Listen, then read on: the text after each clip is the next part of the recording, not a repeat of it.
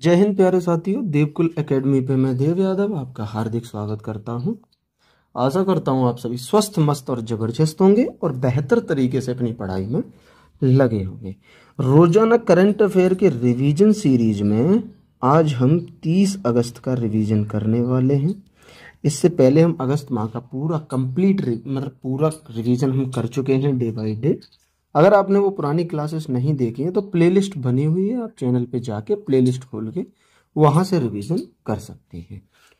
आज की क्लास शुरू करने से पहले आपसे एक छोटी सी रिक्वेस्ट है कि अगर आप चैनल पे नए हैं तो प्लीज़ चैनल को सब्सक्राइब जरूर करें, बेल आइकन को प्रेस करें ताकि आगे आने वाली वीडियो का अपडेट आपको सबसे पहले मिल सके। और जितने भी मेरे यूपी टेट, अगर कोई यूपी टेट वाला या सुपर टेट वाला जो भी बच्चा इस क्लास को देख रहा है, पेट के एग्जाम के बाद आपके लिए प्रॉपर यूपी टेट का कोर्स मैं चलाऊंगा। और मैं इस बात की गारंटी देता हूं कि मेरे यहाँ से मैं 120 प्लस की गारंटी देता हूं कि जितना मैं कराऊंगा अगर आप उतना करके जाते हो तो 120 प्लस कोई नहीं रोक सकता आपके। ये मेरा आपसे वादा है और बहुत बेहतरीन तरीके से प्रत्येक सब्जेक्ट आपको कराऊंगा। तो अगर आप यूपी टेट या सुपर टेट वाले हैं तो मेरे चैनल को जरूर ज्वाइन करें। फ्री में आपको वो कंटेंट दूंगा जो टीचर 1000-1200 रुपए में आपको दे, उससे भी बेहतर। वो तो छोड़ो, किसी की नकल क्या ही करना, उससे भी बेहतर कंटेंट खुद अपने हाथ से बनाया हुआ मैं आपको फ्री में कराऊंगा। तो अगर आप बेहतर तरीके से इन दो कोर्सों की, जैसे ही यूपी टेट हो जाएगा उसके बाद मैं सुपर टेट की क्लासें कराऊंगा। और सुपर टेट में 14 सब्जेक्ट होते हैं, 14 के 14 सब्जेक्ट इस रणनीति से खत्म करेंगे। डेली 2 या 3 सब्जेक्ट उठाएंगे और इस रणनीति से खत्म करेंगे कि तुम्हें पता भी नहीं चलेगा कि कब ये खत्म होगा। ठीक है, तो ये एक सूचना थी जो मैंने आप लोगों को दे दी। चलिए अब आज की क्लास पे चलते हैं। उससे पहले बता दें कि आपको ना पीडीएफ के लिए जो टेलीग्राम चैनल ढूंढने में परेशानी होती थी, उसके लिए मैं आपको बता दूं कि इस क्यूआर को आप स्कैन करेंगे ना तो डायरेक्ट आप टेलीग्राम चैनल पे पहुंच जाएंगे। तो आप अपने फ़ोन से इस क्यूआर को स्कैन करके टेलीग्राम चैनल ज्वाइन कर सकते हैं। चलिए आज की क्लास की शुरुआत करते हैं। शिकागो विश्वविद्यालय के वायु गुणवत्ता जीवन सूचकांक के अनुसार भारत का सबसे प्रदूषित राज्य या यूटी कौन सा है? तो वो आपका दिल्ली है, जो भारत का सबसे प्रदूषित केंद्र शासित प्रदेश बना है शिकागो विश्वविद्यालय के वायु गुणवत्ता जीवन सूचकांक के अनुसार। इसमें सबसे प्रदूषित देश की अगर हम बात करें तो बांग्लादेश है जो सबसे प्रदूषित देश बना है इसमें, ये भी आप लोगों को याद रखना है। ठीक है, फिर आपसे पूछे कि अमित शाह ने कौन सी जनगणना की घोषणा की है? तो ये 16वीं जनगणना की घोषणा की है अमित शाह ने। क्लियर है। दुनिया का सबसे बड़ा गैस क्षेत्र दक्षिण पारस कहाँ स्थित है? तो ये तुम्हारा ईरान में स्थित है, दुनिया का सबसे बड़ा गैस क्षेत्र। आगे बात करें कि भारत के सबसे बड़े गति शक्ति कार्गो टर्मिनल का उद्घाटन कहाँ किया गया है? तो ये मानेसर में भारत के सबसे बड़े गति शक्ति कार्गो टर्मिनल का उद्घाटन किया गया। यहां तक क्लियर है। अगले पे चलें।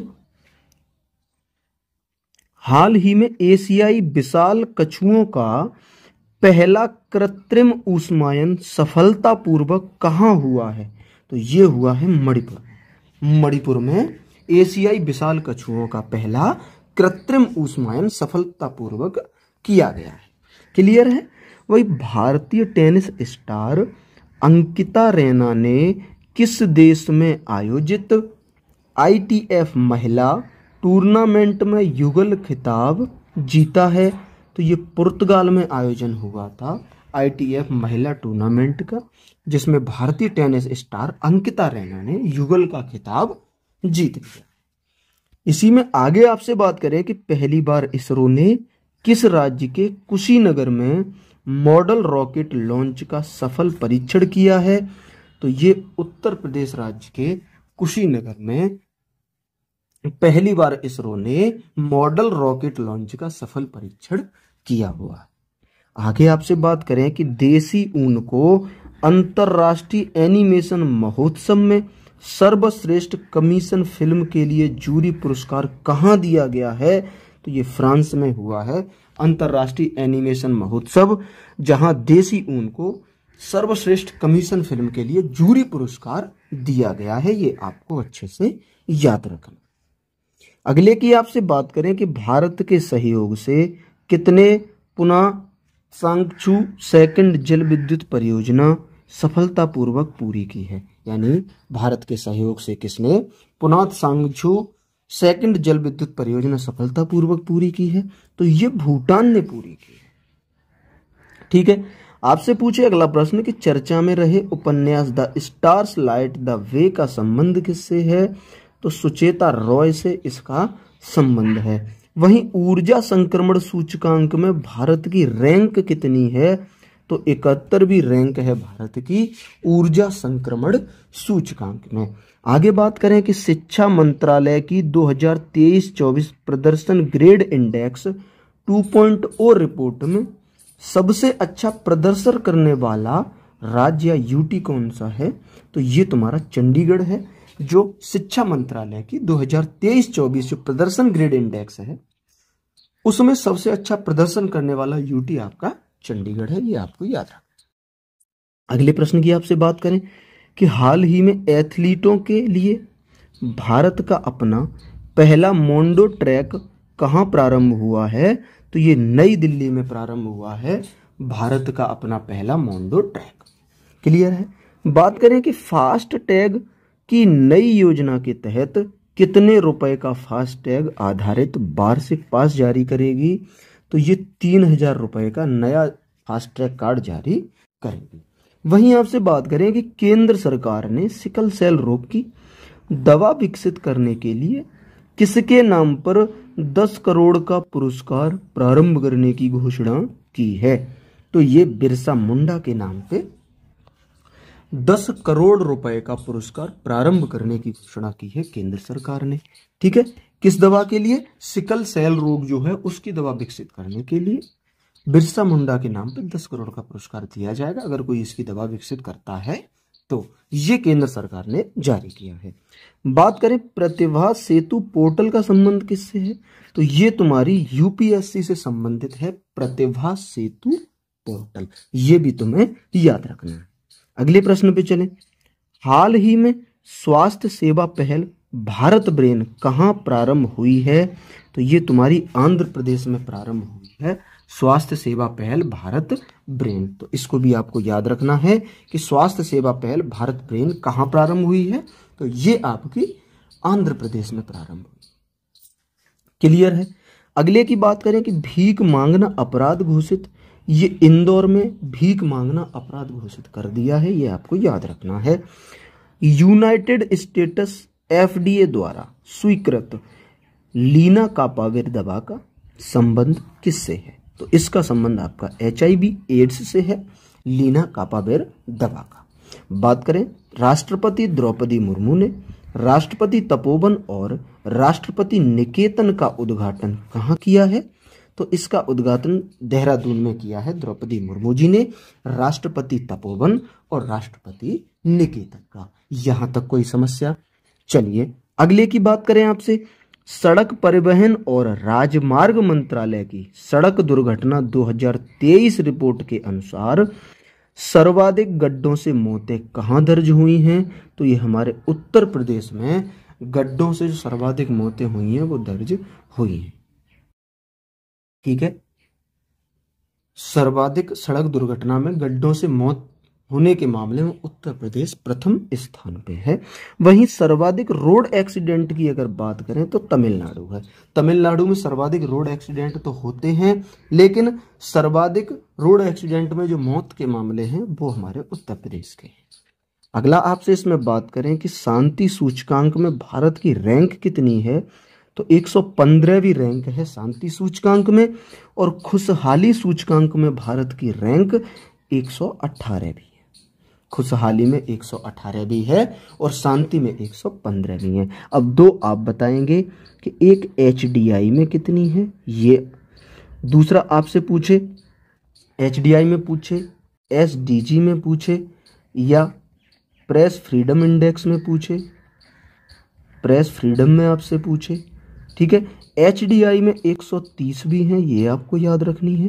वहीं आपसे SDG में पूछे तो 99 भी हैं, पहली बार भारत टॉप 100 में शामिल हुआ है। और प्रेस फ्रीडम इंडेक्स में पूछे तो 151वीं रैंक है, ये भी आपको याद रखना है।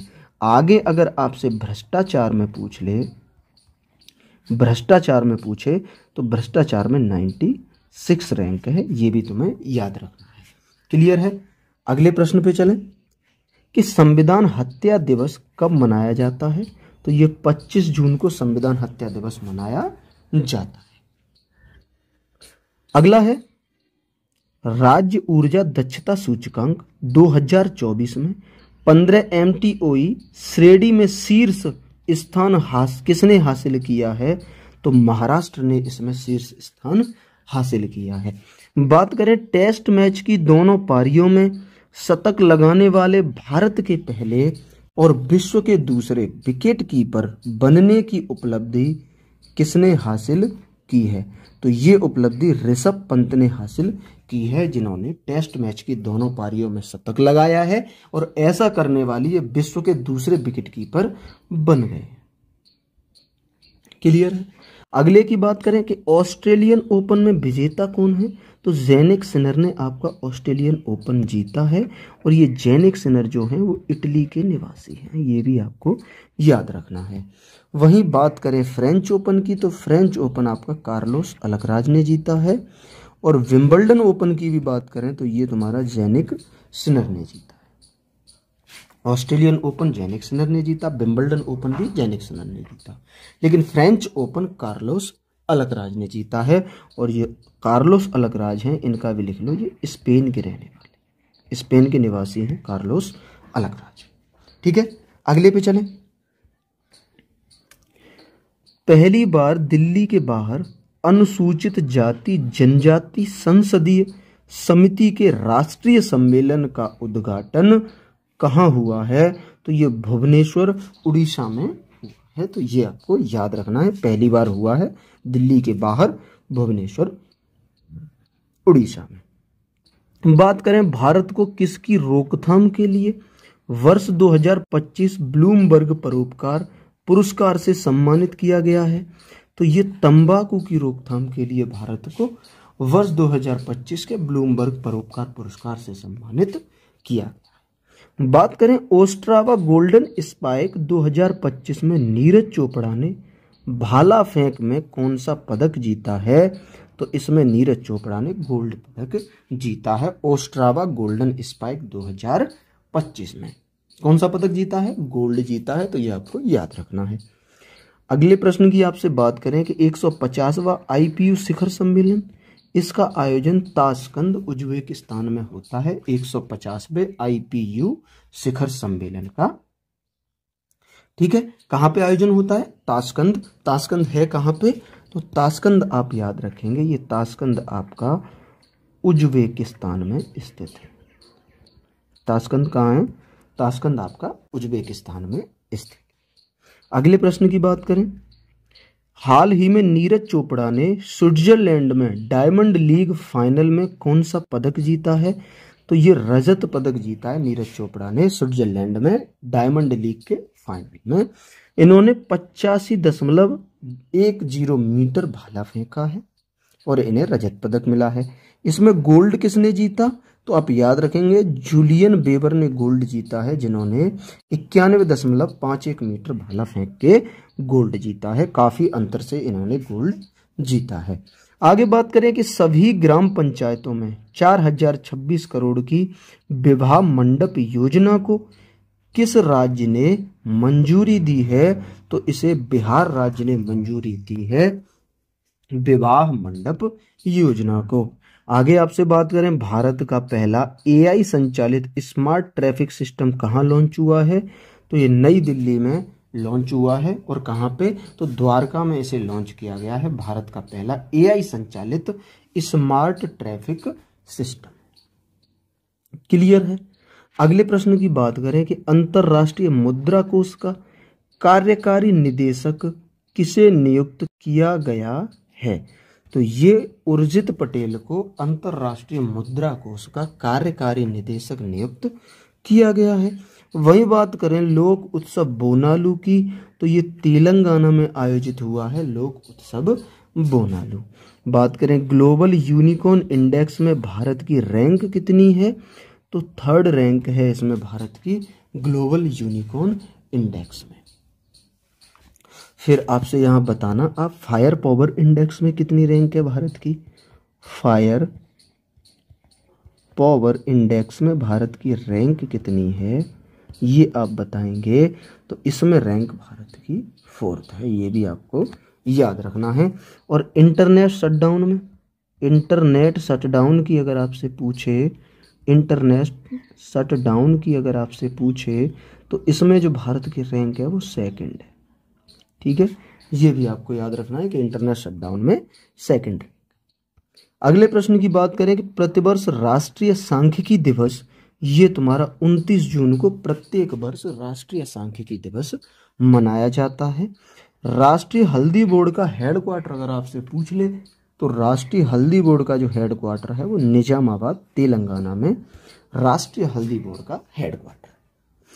फिर आपसे पूछे भारत का 58वां टाइगर रिजर्व, तो ये माधव टाइगर रिजर्व है जो मध्य प्रदेश में स्थित है और ये भारत का 58वां टाइगर रिजर्व है। आज की क्लास हमारी यहाँ क्लियर होती है। उसके बाद आपको एक सूचना दे दें कि अगर आपका भविष्य में इस साल आने वाले अगर एग्ज़ाम हैं तो करंट अफेयर एक महत्वपूर्ण भूमिका निभाती है। तो पिछले 6 माह का जो करंट अफेयर है जो सर ने 18 जुलाई को कराया था, ठीक है, 18 जुलाई को कराया था, उसका PDF तैयार हो चुका है जो मात्र 29 रुपये में आपको मिल जाएगा। ठीक है, जिसे आप आराम से प्रिंट करा सकते हैं और प्रिंट करा के आप बड़ी आसानी से उसका रिवीजन बहुत जल्दी कम समय में कर सकते हैं। तो अगर आपका आने वाले समय में कोई एग्ज़ाम है तो आप मुझे इस नंबर पे 97 95 36 76 1997 पे आप व्हाट्सएप मैसेज करें। ठीक है, इस नंबर पे जो आपको मैसेज करना है वो सुबह 8 के बाद और शाम को 5 बजे से पहले करना है। ठीक है, इसी टाइम पे मैं इस नंबर पे व्हाट्सएप पे अवेलेबल रहता हूँ। इस नंबर पे आपको मैसेज करना है और आप मुझसे ये PDF प्राप्त कर सकते हैं। तो इसी के साथ आज की क्लास यहीं तक, मिलेंगे हम अगली क्लास में। तब तक के लिए नमस्ते, नमस्कार, जय हिंद, वंदे मातरम।